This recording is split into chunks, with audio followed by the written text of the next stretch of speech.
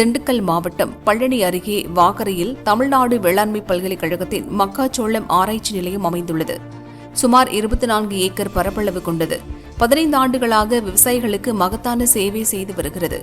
மக்காச்சோளம் ஆராய்ச்சி நிலையத்தின் பணிகள் குறித்து பேசுகிறார் ஆராய்ச்சி நிலையத்தின் உதவி பேராசிரியர் மற்றும் தலைவர் செல்வகுமார். இந்த ஆராய்ச்சி நிலையத்தை பொறுத்த வரைக்கும் பார்த்தீங்கன்னா தமிழ்நாட்டில் மக்காச்சோளத்துக்குன்னு ஆரம்பித்த ஒரு ஆராய்ச்சி நிலையம். இந்த ஆராய்ச்சி நிலையத்தில் வந்து பார்த்திங்கன்னா மக்காச்சோளத்துக்கான ஆராய்ச்சிகள் அனைத்தும் இங்கே செயல்பட்டு வருது. புதிய ரகம் உற்பத்தி பண்ணுறது, அதில் பயிர் பாதுகாப்பு, பயிர் வளர்ச்சிக்கு தேவையான தொழில்நுட்பங்கள், இதெல்லாம் பார்த்திங்கன்னா இங்கே கலை மேலாண்மை போன்ற பல தொழில்நுட்பங்களை வந்து இங்கே வந்து ஆராய்ச்சி செஞ்சிட்ருக்குறோம்.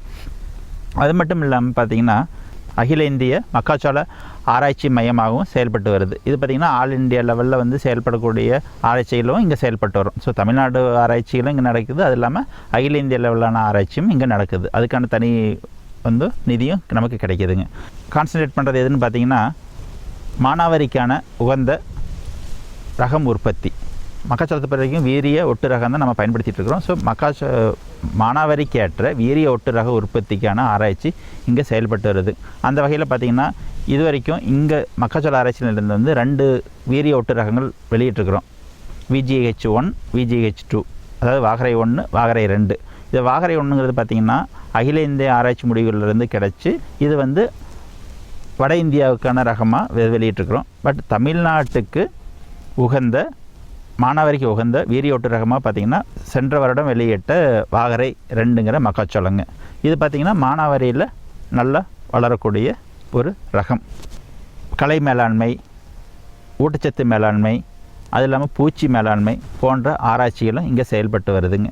இங்கே திண்டுக்கல்லில் வடகிழக்கு பருவமழை காலத்தில் மக்காச்சோளம் அதிக அளவில் பயிரிடப்படுகிறது. ஆராய்ச்சி தவிர விவசாயிகளுக்கு பயிற்சி தருவது, தொழில்நுட்ப உதவி வழங்குவது, புதிய ரகங்களை கொடுத்து ஆய்வு செய்வது உள்ளிட்ட பணிகளும் நடக்கிறது. இப்போ இந்த வருஷம் நாங்கள் ஒரு 100 விவசாயிகள் கொடுத்து போட வச்சுருக்கிறோம். இதுக்கு பார்த்திங்கன்னா அது தனியாக நிதி வந்து எங்களுக்கு வருது. ஸோ அதில் வந்து என்ன ஃப்ரண்ட்லைன் டெமான்ஸ்ட்ரேஷன் சொல்லுவோம், முதல்நிலை செயல் விளக்கத்திடல்னு சொல்லுவோம். அதாவது என்னென்னா புதிய ரகங்கள், புதிய தொழில்நுட்பங்கள் வந்து விவசாய நிலத்திலேயே போயிட்டு நம்ம அவங்களுக்கு புரிகிற மாதிரி இல்லை தெரிகிற மாதிரி அதனுடைய பயன்களை வந்து எடுத்துரைக்கிற மாதிரி ஒரு திடல் அமைச்சு அதனுடைய பயன்களை அவங்க நேரடியாக பார்த்து, ஏன்னா இப்போ விவசாயிகள் வந்து எப்பயுமே பார்த்திங்கன்னா நம்ம என்ன தான் சொன்னாலும் அவங்க நேரடியாக பார்க்குற வரைக்கும் அதனுடைய பலன் அவங்களுக்கு தெரியாது. ஸோ அதனால் நாங்கள் வந்து அந்த புதிய ரகங்களை அவங்க வயசுகளுக்கு கொடுக்குறோம். அது இல்லாமல் வந்து தொழில்நுட்பம் தேவையான விவசாயிகள் வராங்க அப்படின்னு வச்சுக்கோங்களேன், அவங்களுக்கு தேவையான பயிற்சியும் கொடுக்குறோம். அது மட்டும் இல்லாமல் நாங்கள் ஒரு இந்த கடந்த 2 வருடமாக என்ன பண்ணிகிட்ருக்கோம் அப்படின்னு பார்த்திங்கன்னா, இப்போ ஒரு ஊரில் வந்து எங்களுக்கு சார் நாங்கள் ஒரு 40 விவசாயிகள் இருக்கிறோம், எங்களுக்கு வந்து இது சம்மந்தமாக ஒரு தொழில்நுட்ப பயிற்சி வேணும் அப்படின்னா நாங்கள் அங்கேயே போய் பயிற்சி கொடுக்குறோம்.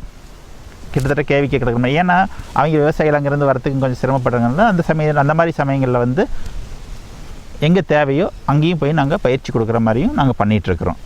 அது மட்டும் இல்லாமல் பார்த்திங்கன்னா FPOன்னு சொல்கிறோம் இல்லைங்க, அவங்களுக்கும் வந்து நாங்கள் தேவையான தொழில்நுட்ப உதவிகள் கொடுத்துட்டு வந்துட்டுருக்குறோம்.